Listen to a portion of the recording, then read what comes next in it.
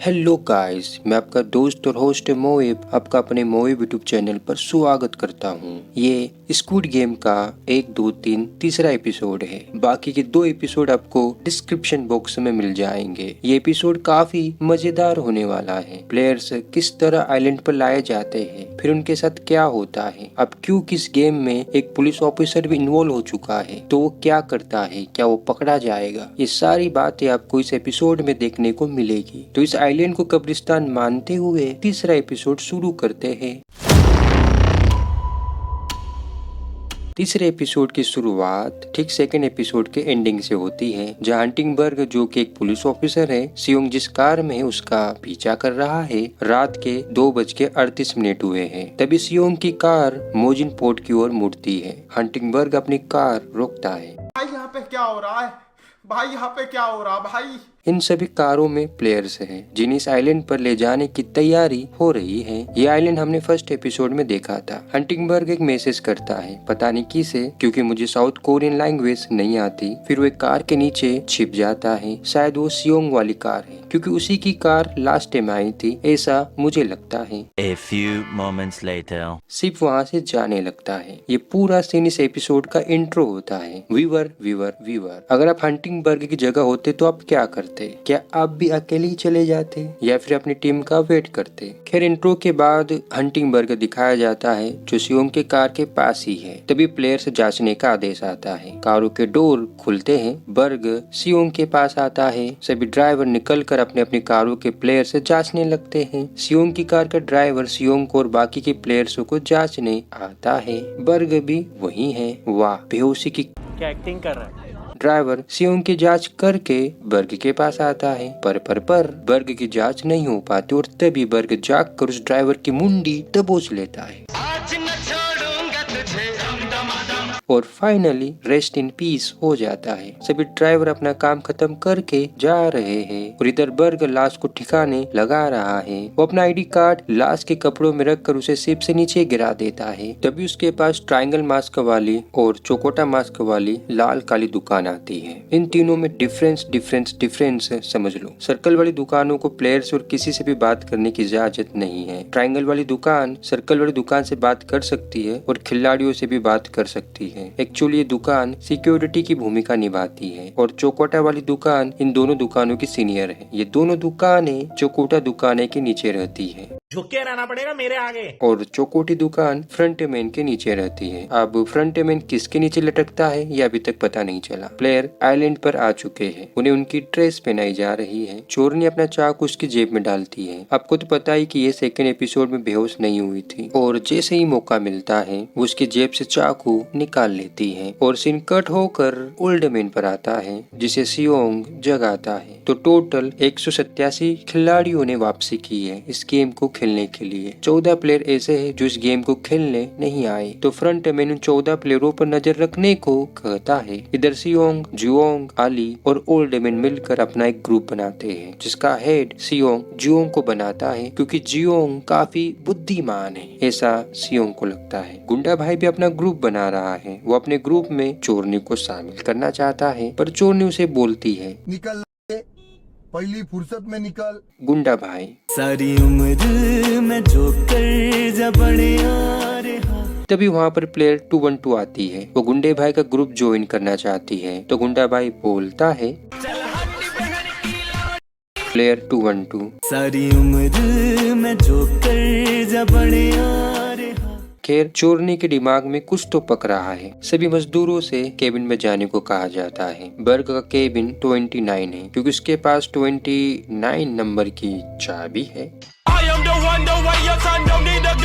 28 मजदूर बर्ग को देखने लगता है, पर बर्ग अपने केबिन में आ जाता है। यहाँ पर हमें 3 नियम देखने को मिलते हैं। पहला नियम, खाने से पहले मास्क ना उतारे। दूसरा, खाना खाते समय आपका सिर कैमरे के पीछे होना चाहिए। तीसरा, केबिन में आने के बाद जब तक कहा ना जाए तब तक केबिन से बाहर ना जाए। वैसे अच्छे नियम है देखा जाए तो बर्ग के लिए। इधर प्लेयर 212 को हगी आई है। वो ट्रायंगल मजदूर से डोर खोलने को कहता होती है। तभी चौकोटा मजदूर आकर बोलता है, हम डोर नहीं खोल सकते। तो प्लेयर 212, अच्छा डोर नहीं खोलोगे, ठीक है तो मैं यहीं पर आगूंगी, देखती हूँ मुझे कौन रोकता है। और वो ऐसा करने लगती है कि तभी ट्रायंगल मजदूर डोर ओपन कर देता है और इसी वक्त चोरनी आकर बोलती है, मुझे भी हगना है। प्लेयर 212, साली हगने के लिए मैंने डोर खुलवाया और तू अब आकर बोल रही कि तुझे भी हगना है, पहले मैं हागूंगी, समझी। पर चोरनी उसकी बातों पर ध्यान ना देकर वहाँ से चली जाती है। बर्ग खाने का इंतजार कर रहा है और तभी खाना आ ही जाता है। प्लेयर 212 क्या कर रही है, अपने कान पास में लाओ, वो अपने प्राइवेट पार्ट में कुछ छिपा कर लाई है। क्या बात कर रहा है, नहीं मानते, ये देखो, ये छुपा के लाई है, इसमें है क्या? अरे इसमें तो एक लाइटर और कुछ सिगरेट से है। अच्छा इसे सिगरेट पीने की लत है, छी छी छी, पता नहीं एडिक्शन इंसान से कितने बुरे बुरे काम करवाती है। बाय द वे उसे ये सिगरेट काफी अच्छी लग रही है क्योंकि उसे जिस जगह रखी गई थी ना उसका भी फ्लेवर आ चुका है। तभी उसके पास चोरनी आती है। चोरनी उसे बड़े प्यार से अपने प्लान के बारे में बताती है और प्लेयर 212 उसकी सहायता करने के लिए तैयार हो जाती है। तो चोरनी उसकी मदद से चेम्बर में जाती है। देखो मेरी जान, ऐसा मत किया करो, अगर तुम्हें कुछ हो गया तो मैं क्या करूंगा, मेरा तो इंटरेस्ट ही खत्म हो जाएगा इस सीरीज से। प्लेयर 212 काफी अच्छी कॉमेडी कर रही है कब्जे की। चोरनी को कुछ दिखता है कि कुछ मजदूर कुछ बना रहे हैं, क्या नहीं कुछ तो बना रहे हैं, हाँ तो क्या बना रहे हैं वो मुझे नहीं पता। ट्रायंगल मजदूर, टाइम हो चुका है, बाहर आइए। प्लेयर 212, बस थोड़ी देर और निकलने ही वाली है। A few moments later. Triangle मजदूर, मैं अंदर आ रहा हूँ। और वो अंदर आता है और वो क्या देखता है, वो ये देखता है, ये सब क्या देखना पड़ रहा है? कैसे नौकरी है रे तेरी, ये सब देखना पड़ता है तुझे। जिस तरह एक प्रेमी रात के अंधेरे में कंबल ओढ़कर मोबाइल के थ्रू अपनी प्रेमिका को एक प्यार भरा मैसेज करता है, ठीक उसी तरह बर्ग भी एक मैसेज लिख रहा है कि तभी उसे लगातार किसी की खांसने की आवाज सुनाई देती है। वो डर के मारे सो जाता है। जुआंग पैसों को देख रहा है। तभी वो प्लेयर 212 और चोरने की बातें सुन लेता है। चोरनी 212 प्लेयर से, मैं तुम्हें कल बताऊंगी कि मैंने क्या देखा। सुबह होती है, सभी प्लेयर्स को ब्रेकफास्ट के लिए बुलाया जाता है। चोरनी प्लेयर 212 को बताती है, मैंने उन्हें चीनी पिघलाते हुए देखा। क्या चीनी पिघलाते हुए? पता नहीं ये साले करते क्या रहते हैं। खैर मुझे तो भूख लगी है, मैं तो ब्रेकफास्ट करने जा रही हूँ, शायद कुछ मीठा बना हो। जुआंग की नजर चोरनी पर है। सभी मजदूर केबिन से बाहर आते हैं। 28 मजदूर बर्ग को देखने लगता है। बर्ग, क्या रे भिख मंगिया, क्या देख रहा है? सारी उम्र में जो कर जा बड़े कि तभी उनसे कहा जाता है सभी मजदूर अपनी मजदूरी करने जाए। इधर घोषणा होती है कि जिन जिन प्लेयर्स ने ब्रेकफास्ट कर लिया है वो तुरंत ही पहली फुर्सत में गेम हॉल की तरफ निकले। लेकिन एक सेकंड, यार ये रूम साफ नहीं रखते, इतना बड़ा स्टाफ है पर फिर भी इतनी गंदगी। चलो छोड़ो, हमें क्या, इस प्लेयर को देखो ये कैसे खा रहा है चुंग चुंग कर। पर उसे ब्रेड में कुछ मिलता है। दिखा दिखा क्या मिला, ये तो एक चिट्ठी है। वो प्लेयर उसे पढ़कर खा जाता है। खिलाड़ी गेम हॉल की तरफ बढ़ते हैं। जुआंग चोरनी से बात करता है। वो पूछता है, मैंने रात में सुना था कि तुमने कुछ देखा है, बताओ तुमने क्या देखा। तुम्हें पता है मैंने बचपन के सारे गेम खेले हैं, तो शायद मैं कुछ गेस कर पाऊँ। क्या लगता है हमारी चोरनी बताएगी?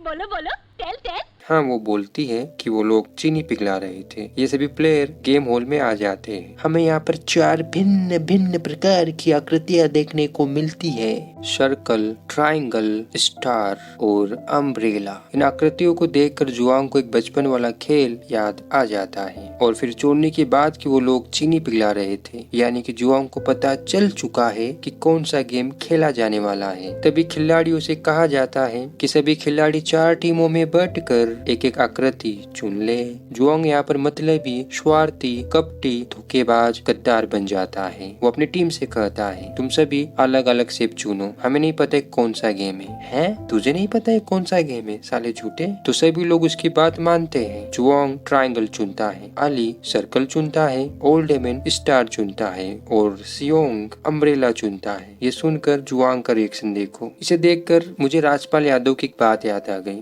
तेरे जैसे दोस्त हो ना तो दुश्मनों की जरूरत ही नहीं है। खैर चोर ने जुआंग पर नजर रखी हुई है। मिन वो जो सेब चुनेगा चोर ने भी वही चुनेगी। सभी प्लेयर्स ने सेब चुन लिए हैं। ये ट्रायंगल मजदूर लड़की है ना? कमेंट करके बताना, मुझे तो ऐसा ही लगता है। तभी उन आकृतियों से सर्कल मजदूर बाहर आते हैं। वो प्लेयर्स को एक एक डब्बा देने लगते हैं। प्लेयर्स डब्बा लेने लगते हैं। प्लेयर 111 डब्बा ओपन करता है। उसमें ट्रायंगल की सेब की एक आकृति होती है और वो चिट्ठी जो उसे मिली थी उसमें ट्रायंगल ही लिखा था। तो गेम कुछ इस तरह से है। प्लेयर्सों को अपनी चुनी हुई आकृतियां मिली हैं जो कि पिघली हुई चीनी से बनी है। सभी प्लेयर्सों को 10 मिनट के अंदर अंदर अपनी आकृतियां खोद कर बाहर निकालनी है और जिस भी प्लेयर की आकृति टूटी उसकी किस्मत फूटी, यानी कि उसे गेम से एलिमिनेट कर दिया जाएगा। आपको पता है सबसे मुश्किल आकृति कौन सी है? वो है अम्ब्रेला। सियोंग भी लाइक मेरे तो एल लग गए। वैसे इस गेम का नाम शुगर हनी कुक है। तो चलो गेम शुरू करते हैं। सभी प्लेयर काम पर लग जाते हैं। ट्रायंगल मजदूर प्लेयर्स को एलिमिनेट करेंगे। फ्रंट में ये गेम मॉनिटरिंग रूम से देख रहा है। प्लेयर 212 लाइटर का सहारा लेकर आकृति निकालने की कोशिश कर रही है। ये तो चीटिंग कर रही है। धोखेबाज जुआंग काफी अच्छे तरीके से सेब निकाल रहा है पर एल तो सियोंग के लगे है। प्लेयर 369 की आकृति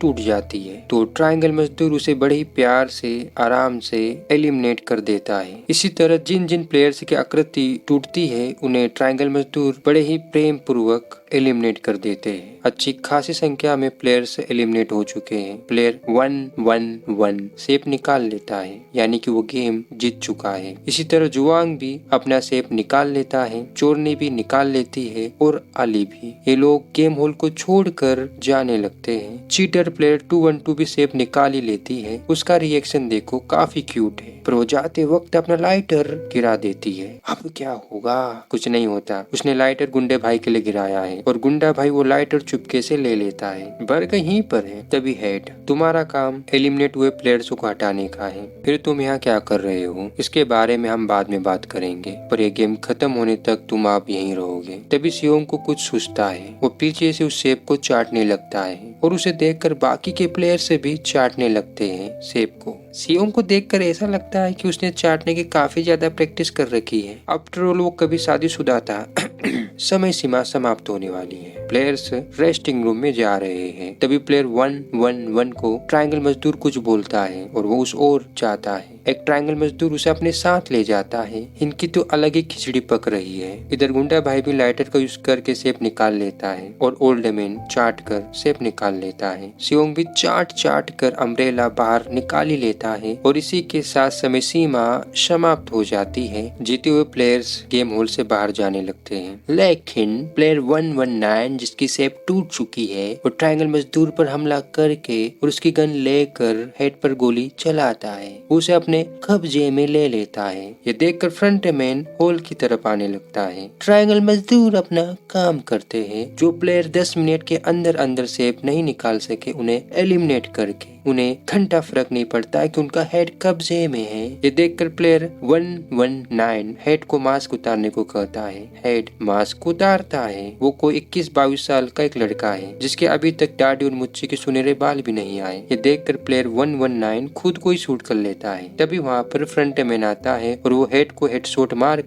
देता है। ये फर्स्ट एपिसोड वाला हेड है क्योंकि इसकी वॉइस उसी से मैच करती है। फ्रंट मैन, याद रखना अगर तुम्हारा चेहरा दिख गया तो समझो तुम मारे गए। सर्कल मजदूर कॉफिन लेकर आ चुके हैं। बर्ग हेड के पास आता है, वो उसका मास्क उठा लेता है और इसी के साथ एपिसोड खत्म हो जाता है। इंटरेस्टिंग पॉइंट्स, यहाँ पर जितने भी मजदूर हैं, circle, triangle, head, front man, उन्होंने कभी भी एक दूसरे को नहीं देखा। वो एक दूसरे को जानते भी नहीं और वो किसके लिए काम कर रहे हैं उन्हें ये भी नहीं पता। पर फिर भी सारे मजदूर कुछ को छोड़कर पूरी ईमानदारी से काम कर रहे हैं। ये काफी इंटरेस्टिंग बात है। और प्लेयर 111 ने किस तरीके से कुछ ट्रायंगल मजदूरों को अपनी ओर किया या ट्रायंगल मजदूरों ने उसे अपनी ओर किया, ये देखना काफी दिलचस्प होगा। जुओंग ने अपने साथियों के साथ जो किया वो काफी दुख भरी बात है। आपकी टीम आप पर भरोसा करती है और आप उस भरोसे का फायदा उठाते हो, ये गलत है। और किसी ने कहा है धोखे की खासियत होती है